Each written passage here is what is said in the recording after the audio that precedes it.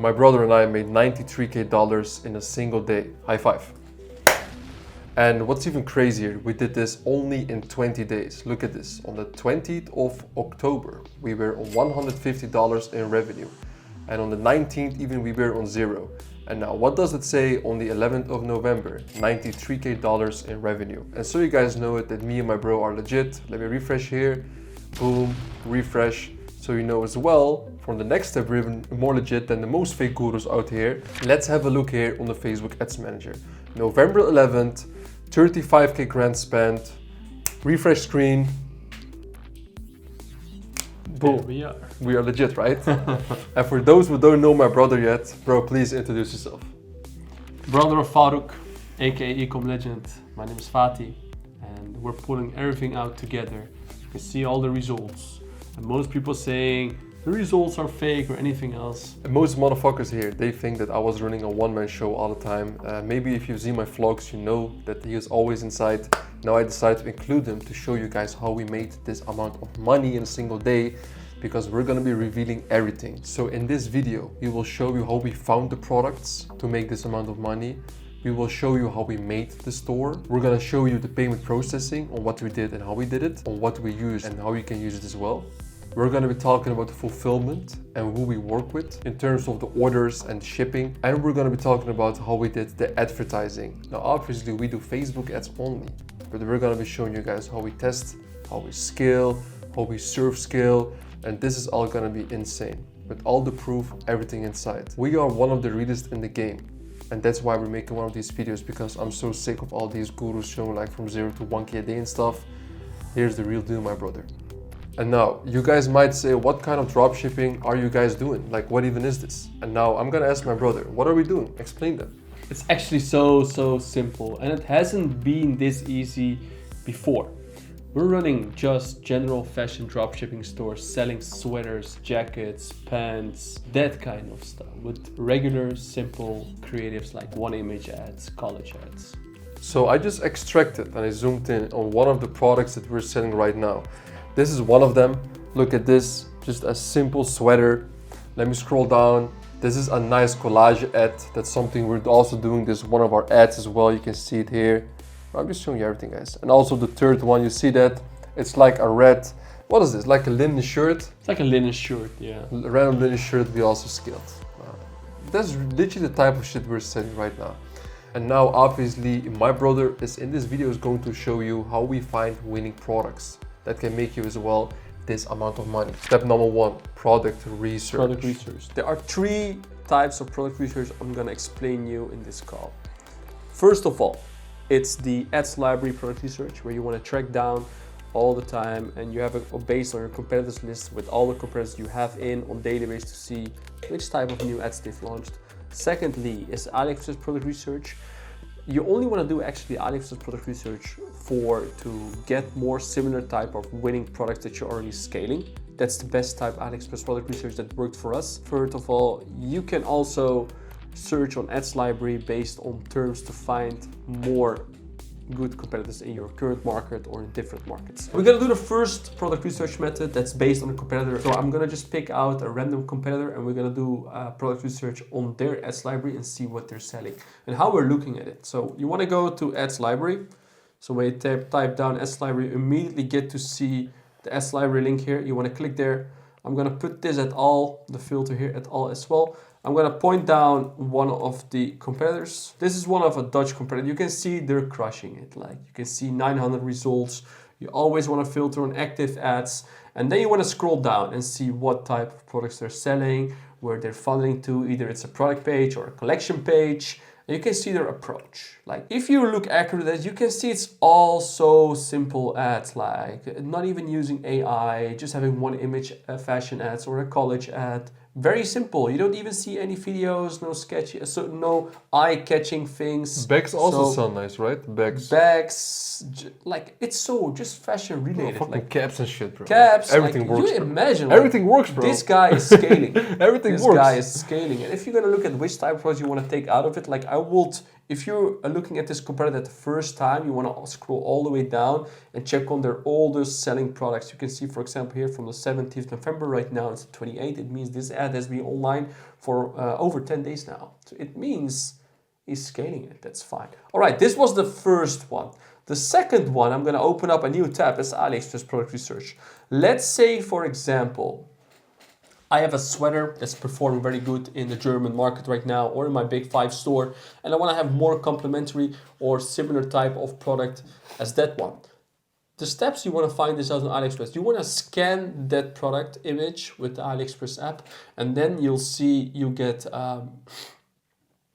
find yourself in a lot of similar type of sweaters that are similar. So you want to just type in for sweater for woman. That worked, by the way, the best for us. Let's say, for example, you scan this sweater, and this, by the way, one that sells very good. We're saying that right now, I believe. We do, yeah. Like when you're already on this sweater, below here you can see related items.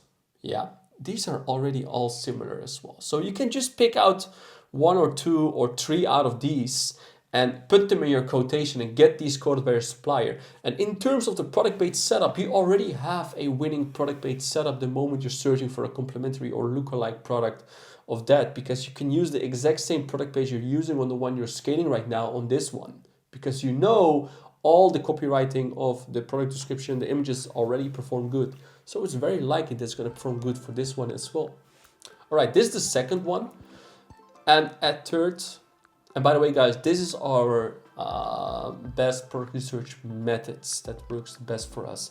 The third one is actually only a one not to find new products, but mostly and actually only to find more good competitors in your market.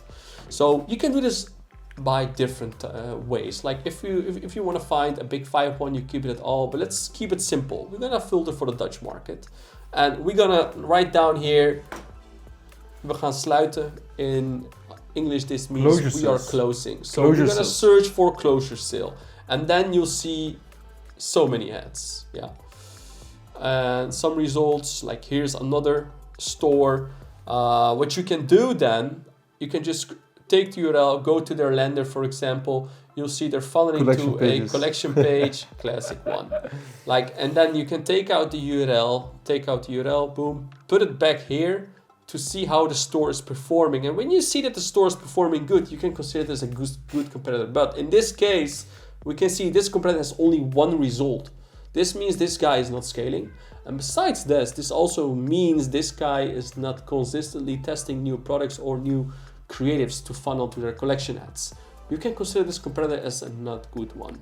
All right, how does a good competitor look like? I'm not gonna dive into detail about that, otherwise it will take more time, because it's still hard, especially now during Q4, to also find good competitors now, especially in the Dutch market where the momentum is a bit more bad compared to Germany, for example. So you can consider this one as a bad one, but when you find a competitor on this way that has results about 50 active ads, and you can see based on their date, you see above here that it's very recent, you can consider that market as a good momentum. And secondly, you can consider that competitor as an active player in that market, testing consistently new campaigns, new products every day. When you found that, you consider that competitor as a good competitor, and you want to track that person every day. Hey, but bro, like which method of these 3 do you like the most? And have we also found the most winners with in the specific case? You can discuss this a lot, but I would say the first one is the best to find new products, right? Like the first product research method is the best to find new products, but the second product research is the best to scale more similar type of products. So I would say the first and the second one. And guys, these product research methods are free, completely free. Yeah. It's all up to you. You don't even need to pay for it, bro. You don't need to pay for it. It's insane. What's also very important, and I'm not going to call this as a new point, but you also want to have a competitor list where you have listed down a lot of stores that are performing good in several markets. Like list down for yourself, like that you're going to list down at least 5 stores from the German market, France, Italy, Netherlands, UK, Australia, Toronto, Canada, but list them all down. Very important detail. So That's amazing. That's for product research. Now let's go to step 2, which is the Shopify store. Now, what type of Shopify store did we of course guys, I'm not going to show you guys what our store is. We're still running it, we're still scaling it, we're still doing nice numbers. We're about to hit 2 million revenue in Q4. And on this specific day, by the way, we did this month, I'm sorry, this month even, yeah, I'm sorry. And even at this date that you saw, the 93K in one day, we did 130K in a single day with all of our stores combined, so you guys know it. And if you guys want us to make as well a case study on how we did all those numbers, just comment here under here the word Fatih Legend and we'll do it. It's gonna be a crazy one. And guys, by the way, if you didn't know it yet, my brother and I, we are the founders of a very well-known and good education business named Ecomsphere. Now, what do we exactly do? Besides us running all these stores and having all of these up-to-date strategies, we also teach this to other people. That's why our one-on-one coaching and one-on-one mentorship is one of the best in the game, right? So, you know what? Let me even open here the wins channel that we have in Discord. Well, we have in here, for example, Ole, he went to his first $700 in a day, and EB his first 1.1K in a day. We even have Hadir, which is a woman. She did her first 1K in a day. So in here we have, for example, Haitsam. He made 60K in a day from 2 stores. Evgeny, serve scaling, it definitely works. 12.5K euros in a single day. And guys, this is just going and going and going. And this is why we are really one of the best. We help beginners, we help intermediates, we help advanced, because we do these numbers. And we have so many crazy coaches that we also personally trained as well inside in the group. And if you're also interested to join, check here in the description below. Book a call with our team and join Ecomsphere and get to skill, motherfucker. Let's head over now to the second topic, which is about the Shopify store. Now, brother, explain to me, what kind of store did we make, right? And what is really important to have a high converting Shopify store? It's hard for me to say what the team name is. I think Sense Team. Sense? I'm not really sure. No, I think it's Sense Team. It's Sense Team, yeah. But the team doesn't really care. Yeah. It's mostly about the most important things you want to have. You want to have a clean product page. The urgencies needs to be topped up about the closure sale, clearance sale. Yeah, you want to have high discounts. Yeah, you don't even need a timer, even though we're in Big 5. All right, just a clean product page, not too pushy. You don't want to have icons like this amount of visitors available. No, you want to have as less apps as possible connected to your product page, because the more apps you have connected, the slower your product page will get. The loading speed needs to be fast, and you want to have a sticky add to cart. That's it. Clean product page, simple product page. On your homepage, you just want to have a collection list and a best-selling one above. Just simple and clean. No need to overcomplicate stuff. Maybe show an example. Let's show them an example. Can you click on the store? All right, we had one of the stores, right? This is actually perfect. The one we saw here. Go back. No. Let's show this example. The Dutch store we were searching for. Yeah. This is look at this product page. It's not that important, by the way, guys. Product research is so much more important. Small detail. Like you can see the team setup above here is the headline. The best sellers, man, English, woman. Click so please. Yeah, English, yeah. So we just did a translation, but it's a Dutch store, guys, obviously. Translate, you can see the closure sales popping up. This is the homepage, the best sellers for men, woman, and then you have the collections, and you have very the similar contact to ours, page by the area, way. and a footer. Very clean, simple team. It's a free team. Let's check to the product page. All right, simple product page, guys. Check it out. Product description, price. You can see high discounts, what I was just mentioning. And then you have the ka-ching bundles that you can definitely put out as well. Like a one SOP we have for our team as well is the moment the product hits a one product page gets into a winner, we add ka-ching to it. So most of the time it works better with ka-ching, but if the performance drops with ka-ching bundles, we put it off the product page. So and you have a message button section there, and then you have the product description. So very clean and easy, the regular classic icons here, and you have some reviews. The reviews are not game-changing. This is a discussion point for a lot of people. It's not game-changing, guys. You can edit. We're not a favor of it, to be honest. And guys, don't add those fucking fake Trustpilot reviews in the store, bro. Don't do that. Don't do it. Yeah, it's really stupid. I don't recommend it. Makes completely no sense. Yeah, you will even give the customer a time and the idea to check Trustpilot with your store. Yeah. Come on. Yeah, fuck that shit. Anyway, guys, that was about Shopify store, and now let's talk about number 3, which is payment processing. Now, we are selling in the big 5. That's our store. So we're targeting the US, Canada, UK, Australia, and as well New Zealand. That's why we're targeting with our store. And guys, we are not even selling in the EU right here. I know you guys are normally expecting me to tell you, hey, pick a product in the US and then sell it in the EU. That's what we've been doing all the time. But we were just experimenting with so many stuff, and my brother came with the bright idea randomly to tell me, yo, why don't you open a store in the big 5? Maybe it can just work. Because he saw all the competitors scaling there, and he was like, bro, let's just try it, fuck it. And I was like, I don't know, bro, you know, like this is just something that's been working for us for a long time. Why would you even consider doing that, you know? So eventually he did, and obviously it paid off, and now it's like one of our best running stores. So enter the big 5, guys, it's amazing. Now, obviously, in terms of the payment processing, we're using credit card and PayPal.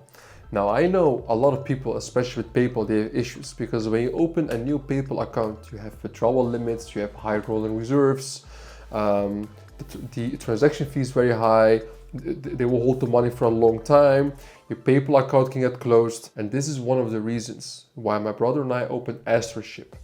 If you're wondering what AstroShip is, check here in the description below. It's a Discord server in which if you can open a ticket, what happens, you will be connected to our partner within AstroShip, which can help you with great fulfillment for fashion dropshipping and can help you with any payment processing issue that you have. AstroShip is one of the reasons why we managed as well to scale this consistently, and we're still scaling on the store. Like with this store, we're gonna do at least $1 million this month. So you don't need any Klarna anymore, big headache. When is the last time we used Klarna? Like in April, May or something? It's been a while, at least 6 months. No, I think even January, like February, January. Yeah. Yeah, very long time ago. Long time ago. Don't use it for general fashion dropshipping. Yeah, guys. we stopped Really using don't. Klarna, man. Fuck that. Just only credit card. We have PayPal. even seen big fashion brands stopping with Klarna. Yeah. So you think you're gonna run profitable with your Klarna or your general fashion dropshipping store? Nah. Fuck that shit, bro. Bro, fuck Klarna, bro. Fuck that shit. All right, now let's talk about fulfillment. What is really important about a fulfillment company and why are we working with AstroShip? In terms of fashion, you mean, right? Yes. Because, right, let's be honest, guys. Fashion dropshipping is way easier to get it profitable compared to electronics or any other niches. You can see it everywhere. The biggest brands are fashion brands. Yeah, the biggest reach, you have it with fashion. Mm-hmm. Yeah, the most scalability, the biggest audience to scale it with is fashion. Fashion is the drill. But in terms of supply chain, it's getting way harder. The supply chain for fashion is way harder to manage accordingly compared to electronics or anything else. And the reason of this is sizings, measurements, sizing differences in several different countries. It's a big headache, to be honest. And it took a lot of time and a lot of efforts for us to put it in place accurately and systemize it. And we finally got it systemized now for a while. That's why we are putting out these kind of high numbers. And I will definitely not advise you to pull out these kind of high numbers if your supply chain communication, if your sizing measurements and all that kind of stuff is not in place yet. So definitely make sure that's in place. The biggest change we had since AstroShip is actually the moment we fixed all the sizing measurements and automated it all with our supplier and made sure our supplier knows how to measure all the sizes for these different countries. That's the moment we actually started scaling and having way less refunds, having a way lower refund rate and a dispute rate. Because at the end, what's gonna make you profitable is gonna be the low refund rates. Yep. It makes such a big difference if you do $1 million with 6% refund rate compared doing $1 million with 2% refund rate. Imagine. That's like 4% extra profit margin. It's insane. And that's the moment when that was fixed, we had more net profits. It increased tremendously. Interesting. So what was the big headache with Klarna? Because some people still want to use Klarna, but we stopped with it obviously. You know, like what is in your opinion a reason why we should never use Klarna again? It's just impossible to compared to credit card and PayPal, right? Yeah, it's just impossible to run with Klarna. The reason why it's impossible to use Klarna now, there are several reasons. I can list them all down, but One of the biggest one is because we're doing general fashion dropshipping, the products are coming from China. The delivery times are always maximum up to 3 weeks. But Klarna most of the time sends an invoice to the customers after after 2 weeks, some even after 10 days. It's really random what Klarna is doing there, but most of the time 2 weeks. When they send the invoice to the customer to pay for the bill and the customer hasn't received their product yet, they open automatically a dispute. So it's impossible to run it like that. And besides that, one of the biggest thing as well why it's impossible to run Klarna with these delivery times is all the Klarna users, all the people that shop with Klarna, they know how to fraud with Klarna. Oh, they're scamming merchants like you and me all the time, bro. They do it. And we have been suffering through it, and I know a lot of more big people and even brand owners that suffered by it and they stopped using it and their net margins increased. Klarna, especially the Scandinavian countries, like the people who live there, they know how to fraud with Klarna. That's why we stopped selling there, bro. Yeah, that's the biggest reason. We lost so much using Klarna. Like, guys, don't do it. Like, you can be so much more profitable with credit card and PayPal, and the more people only use credit card and PayPal and don't use Klarna opens up a market for everyone. So a lot of people will now also wonder, how do we scale with PayPal as well to these numbers with fashion? Because with fashion, you always have at least a 5 to 6% dispute rate, high refund rates, because there's so many returns and refunds. Now people will wonder, how do we also do it? And now my brother, in terms of the backend, at this point, he's an expert. I know also a lot about it, but like he really knows the nutty details that can help you guys also out. That's also one of the reasons why so many people in our program also can scale fashion consistently so high. So what do you think is the reason, besides using, of course, AstroShip also as like a supplier, that we can scale so consistently with fashion? Because the return and refund rates are so high. Like how? The return and refund rates are so high. I would not even say specifically that the return and refund rates are very high with PayPal. Yeah, but like for like a lot of people, like they're very high. So what is the reason we can scale so consistently? Yeah, the thing is, the biggest reason your refund rate, or I would say even you in PayPal, you have messages and disputes, you have claim, and it can end up in a chargeback, or you give a partial refund and you solve it.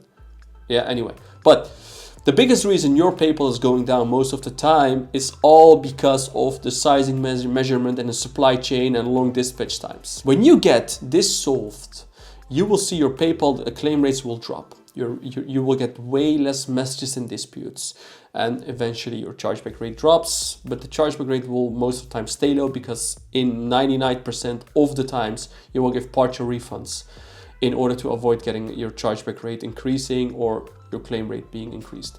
So the biggest thing is the backend. If your backend and supply chain communication and your sizing messages are all fine, and when you take care of all cases as fast as possible, if you, for example, reply on every message and dispute within 6 hours with your team, you can't fail and your PayPal will stay good. Like, there are a lot of fundamentals that are very important in order to keep your PayPal strong, because it's very hard on high scale what we're doing right now. Because in our big 5 store, for example, we have around 50% credit card, 50% PayPal. Imagine like the 93K day, we've had almost 50K on PayPal in one day with one store. Imagine the rest. So imagine you do it on daily basis. The management of that is very hard.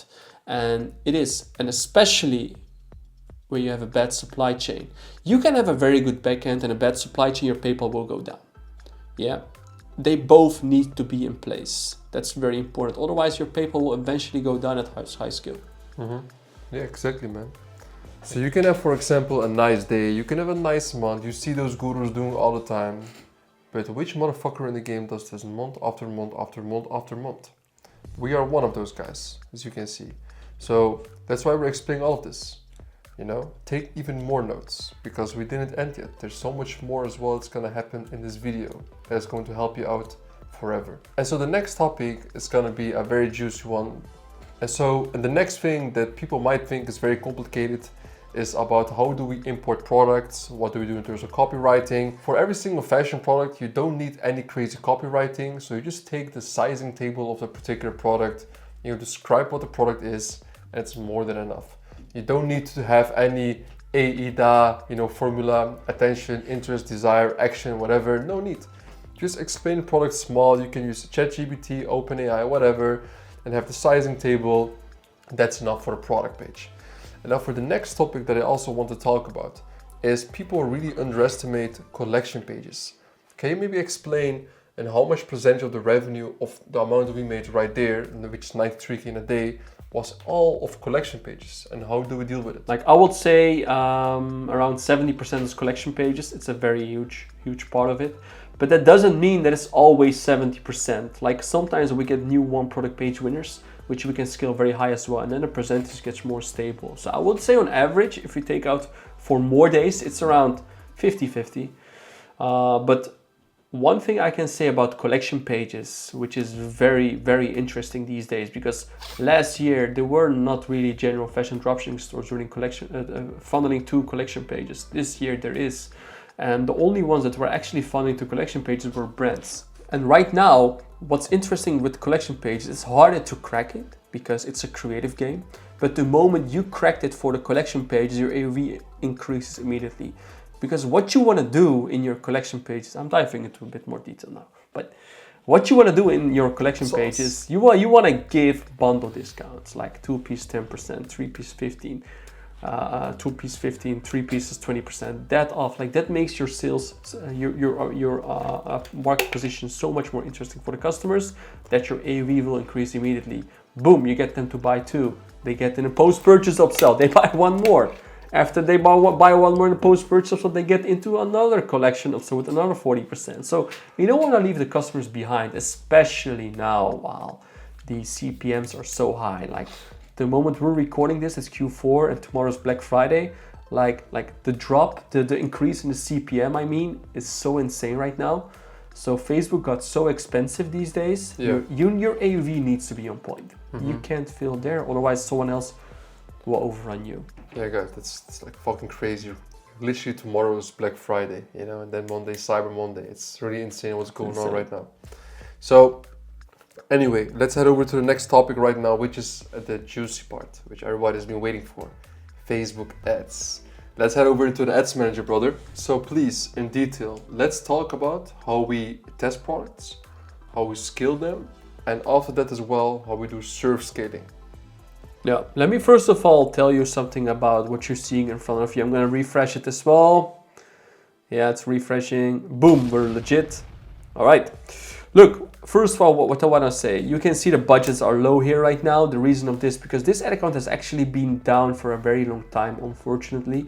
It has been down for 7-8 days. We got it back 2-3 days ago, so we started with lower budgets for testing. It's actually a bad moment we got it back because it's actually just before Black Friday. With your new campaigns, it's harder to get them into the bidding system and compete against bigger competitors. So a bit lower budgets, but we're gonna focus on what we have spent on this day and how many campaigns we had on. You can see a few are on right now. All right, the total spend we have done that day on Facebook is 35K. You can see the ROAS 2.3, but it's actually 2.7. Around 70% of sales are registered. And I also want to say the COG is, in our case, always between 30 and 33%, like never higher, because we set up our prices based on that. You don't want to have a COG around 40% or 39, 38. No, like every percentage matters. And you can sell with higher pricing points, believe me. You can put every pricing point at 30 to 32% COG. All right, so you could say 2.7 ROAS, maybe the profit margin is very low. No, it's high.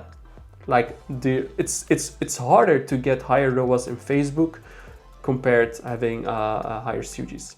All right, let's get more into what we did made here. Like 18-20K profit or something that day, something like that. The number. Yeah, like it was around 20% profit margin that day. All right, let's get into the ads manager, what we're doing. You can see we've tested a lot of campaigns. 70% of these are all collection pages, what I'm saying again.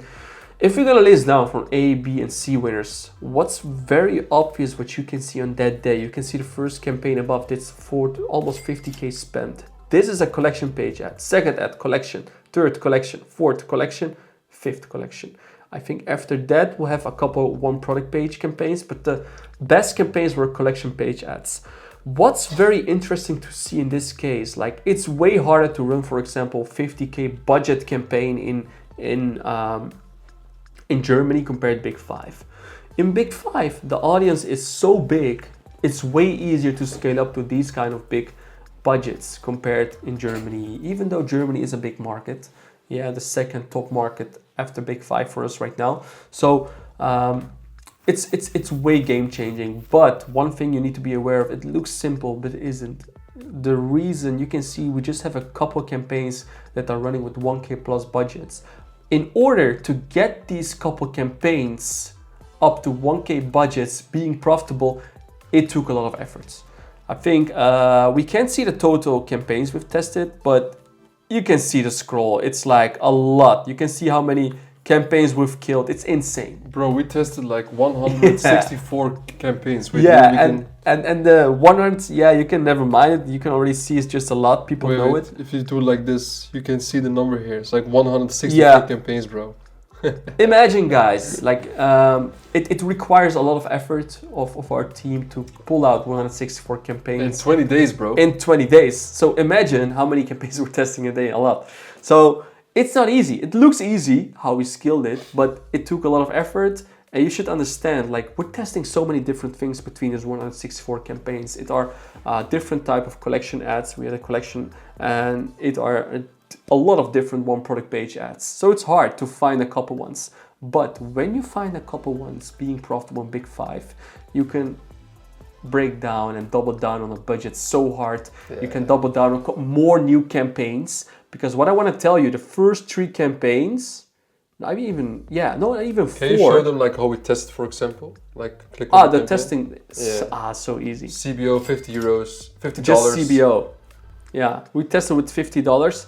You can see the stack interest is a product related one. The online shopping engaged shoppers and broad shoppers.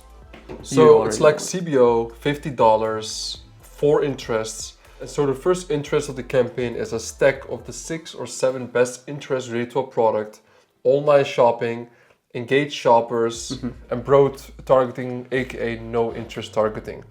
And now, do you also target like specific genders or ages? Yeah, we do gender-wise as well. Like for man, we target man, for woman, we do woman. And the reason for this is it doesn't really matter, because even though we're gender-wise, we're in Big Five, the audience already big enough.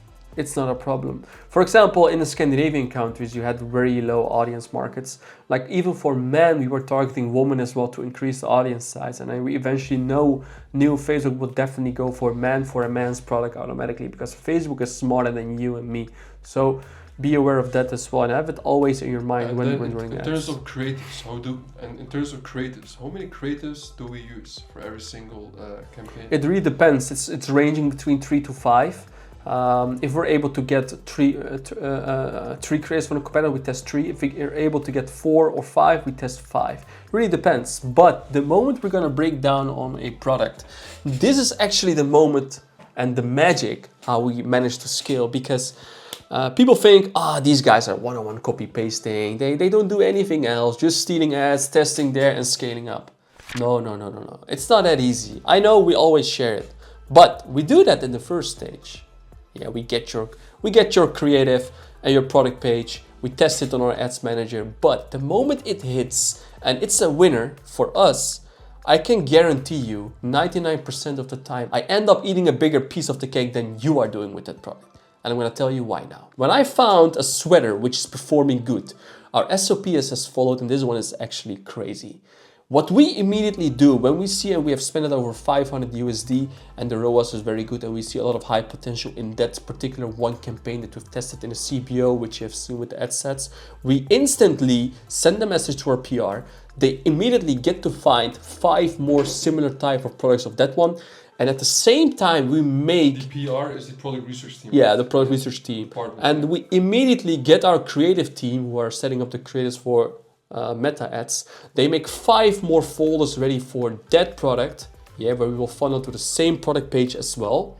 Yeah, and in every folder there are 4 new creatives of that product. Yeah. And at the same time, we also in Shopify duplicate the product page with one with a lower pricing point and one with a higher pricing point, and we duplicate the test immediately. So we get to find, after testing all these approaches, we get to find a better pricing position for that product. We get to find more duplicate campaigns of that product, and we scale that product way harder. Yeah, and at the same time, we get a lot of more similar type of products that works. Because what happens the moment one of your product hits very good, let's say that sweater hit good and you've spent 20K on that sweater in total. Your pixel is warmed up for sweaters. It can be for woman or man.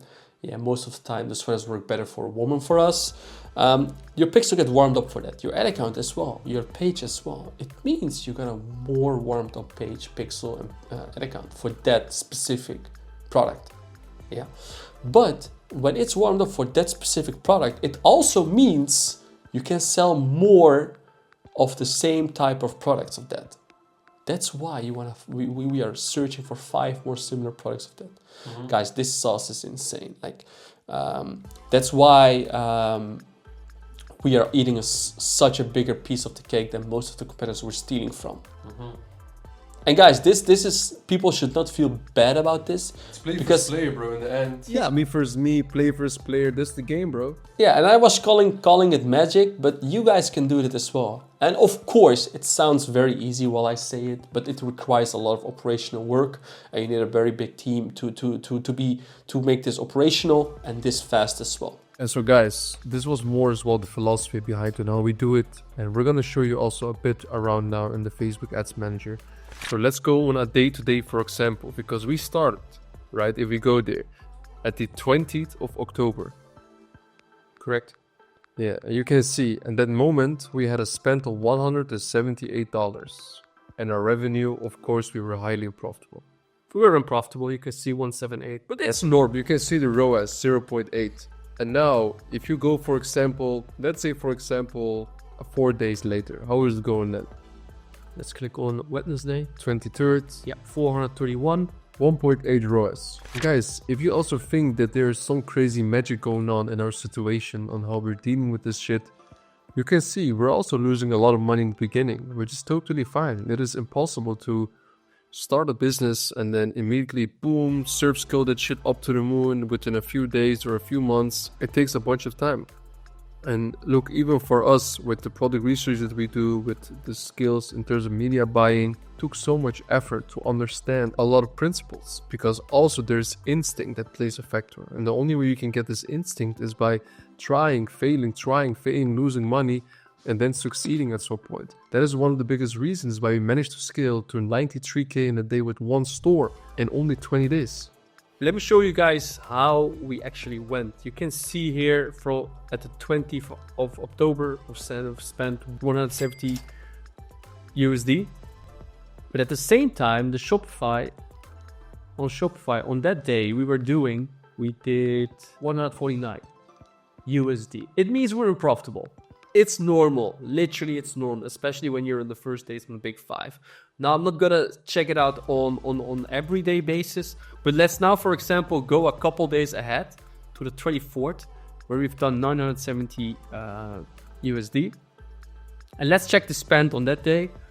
This is the 24th. We're gonna go to the 24th here as well. That's a couple days ahead, and you can see we're still unprofitable. Even though we did almost 1K, we're still unprofitable. 1.3 ROAS. Yeah, 1.3 ROAS. Yeah, it's still bad. Let's go a couple days ahead and let's see what's gonna happen then. We're gonna go 1 week ahead to the 31st. We've spent almost 10K. And what happened there? Let's see. 27K. All right, this means 2.7 ROAS. In our case, it's good because we're always around 30% COG. So this is good. So I would say from out of my head, it's a profit margin between 80% to 20%, which is average and good. All right, what does this mean? Yeah, you may think like, holy shit, how is this possible? Yeah. Of course, it's weird. Yeah, that is the first thing. And exceptional. Yeah, that's also one thing we need to be saying because it is very exceptional. But what actually happened is in our testing phase, you were just bilking. And the reason for this bilking is literally to find out which type of products work good and which type of creatives click good for us in combination with good purchase or collection pages. You can see within a week, we found out which type of products were good. I think we had 2 to 3 products were good. And I think a couple creatives that were good for the collections. And after that, we break down, double budgets 3-4 times. And that's how we actually went immediately to 27K within a week or a couple days. And after that, later on the 11th of November, we were on 93K. And so guys, please understand, good things in this world, it actually takes a lot of time. Please understand. Now as well, in terms of scaling, one very big golden nugget is serve scaling. My brother even forgot to talk about it. Now, Now I'm gonna give him the time now to explain what is exactly serve scaling. Yeah, one thing I can say about surf scaling, like surfing changed our life, literally. Right, you just gotta surf all the time. Like this, like the surf skill changed our life. Like it really changed our life. And one of the biggest reasons, I think it is actually the reason we pulled out 93K that day, is because I surfed it insanely hard. Yeah. Like you can also see the Shopify waves. We also like the line in Shopify, we call it waves. Yeah, because we surf between the waves. You can see the surfs are getting way higher every day around 5 p.m. Yeah, store time zone. And we surf scale very hard. And even during Q4, we're surf scaling midweek as well. So the biggest reason we're pulling out these kinds of numbers this fast is by surf scaling. So how do you surf scale then on Facebook? Like at what time do you increase and decrease your budgets? Yeah, like in the big 5 market, you're seeing in this store, we're surfing actually 3 times a day. I used to do more, but I think the sweet spot is at 3. Otherwise, your ROAS will drop too much and you won't give Facebook that much time to optimize on your new budgets. So we actually surf 3 times. Based on the ad accounts time, so we surf at 9 a.m. in the morning. Yeah. At 5 p.m. 4 p.m. actually. 4 p.m. or between 4 and 4:30 p.m. And also at 8 p.m. So 3 times. That's our sweet spot. And I would highly not recommend doing more than that, because doing more than that will damage your ROAS too much. Yeah, because you should understand Facebook got more expensive, and most of the biggest reason you want to give Facebook the time to optimize your budgets as well, because the less you touch your budgets or your campaigns or you launch new campaigns, Facebook will optimize way better. That's a fact about Facebook. But still, if you have 4 or 5 ROAS, like, bro, Skill that shit, bro. if I see 4 to 5 ROAS at 5 p.m. or 4:30 p.m. and the current budget is 1K, we've spent 500, bro, I'll duplicate that campaign to 9K or 10K. I don't care, especially if it's midweek and sitting on 4 or 5 ROAS and the pre-given ROAS of 1.1 or 1.2, bro, we go very aggressive on it. And guys, you may think like, bro, 1.2, 1.3 pre-given ROAS, isn't that very low for fashion? It is low when you're putting out higher pricing points, which we do in our big 5 market. And you can't pull out these kind of high pricing points, but in big 5 market, you can put higher pricing points. Yeah, because people like your customers, they have way more credit than European customers. So guys, please understand, this amount of value, you're not even going to find this in courses that you're going to pay thousands of dollars for. We decided to give all this stuff today as well for free, because we know the amount of good karma this will also attract. And also we understand there's a lot of people here in the space who need real mentors. Really somebody who can hold their hand, who is actively in the field doing the shit they're also talking about. And that's what we are. That is why we founded Ecosphere. That is one of the reasons. So that's why I'm saying to you, if you're profitable, you're doing 1K or 2K a day, I'm telling you, join our community Ecosphere. Check in the description below, book a call with us and join it. And I'm telling you, this is only the tip of the iceberg. And now, as this is the first appearance of my brother as well on this channel, is there something as an advice that you would like to give as well to the young gunners in here? Because you're quite older than most people who are also watching here on this video. What was your advice for them? I'm only going to talk about success because everyone watching this video wants to have success as fast as possible. And there are a couple key points to get this success. And you need to sacrifice a lot. Like it may sound very easy, cliche, but you need to sacrifice a lot. If you're not able to sacrifice time where you're where you're gaming, spending time with your family, spending time with your friends. If you're not able to sacrifice that time, you're not gonna make it. That's the first thing I want to say. That's also one of the biggest reasons that's gonna make you profitable or give you success. And the second one is surrounding yourself by killers, surrounding yourself by people that have already been through the pain, the sacrifice, and all that stuff. And there's more. Surround yourself by that. And that's why my brother is saying about the mentorship as well. When you join it, we've already been through it. And not only me, our coaches, and a lot of people in the group as well. And besides that, like, it may sound that I really want to promote the mentorship and stuff like that. Of course we do that. But what's better than waking up in the morning, having a problem in your business, and you have on your phone access to people that know the answer and the solution for that problem? It's just like literally a cheat code at this point for the price you're paying for it, you know? And I think people are really missing out on it because, bro, even if they don't join e-commerce, what the fuck are they else gonna join? Like some fucking thing. I don't get it. Or a fake guru himself, you know? So yeah, I mean, yeah. So much trash in the market, guys. Make sure you join the right people. Yeah, man, guys. I hope you guys enjoyed it as well. And guys, if you want me to include my brother as well in as well more us videos, you know, just let me know. He doesn't like to be on camera that much. He's like low-key grinding guy. I'm more, you know, like the face of it, you can say. But if you still want it, let us know. And yeah, it's all love, man.